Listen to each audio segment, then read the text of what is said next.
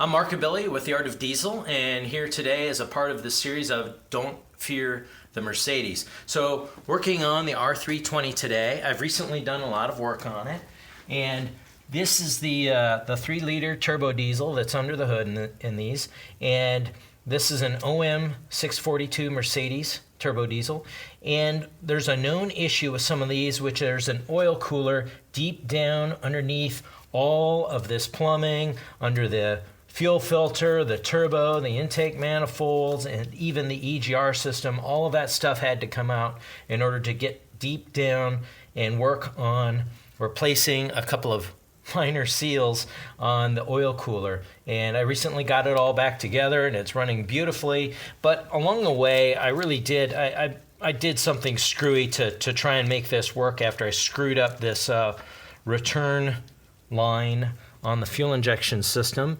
and I want to show how this works and how to properly remove these, because I couldn't find any information on the web on how to do that.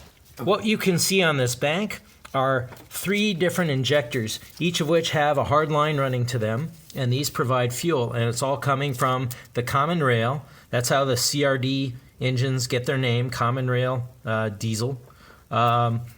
And I suppose Mercedes doesn't call it that, but when these same engines are put in Chrysler products, they do call them CRDs.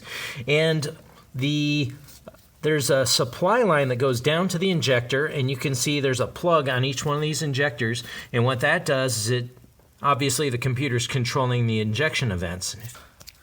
This piece has this split end that is allowed to spread out a little bit so it can get down over the top of that. See? Kind of fits down over that, and there's actually an O-ring on here which should probably be replaced. But anyhow, that splits, and what happens is when this ring slides down on top of it, it forces those 4 pieces together and really clamps it on tight to the injector return right here. So I'm going to show you how that's done on the other cylinder head, where I'm about to remove this line. All right, so now we are looking at the left cylinder head, and you can see the 3 injectors here again, and I'm going to remove, this is the return fuel line that comes through here and tucks under the rail over here and heads over to some central location. And what I need to be able to do is I need to be able to pull up on this ring right here. While the ring is down, it's locked in place. So you can see that this ring can be rotated a little bit. And not that that helps with anything. Typically what you want to do is you want to be able to push down on it and pull up with your fingers, but I found that that's extremely difficult. So I'm just going to put a pair of pliers on here.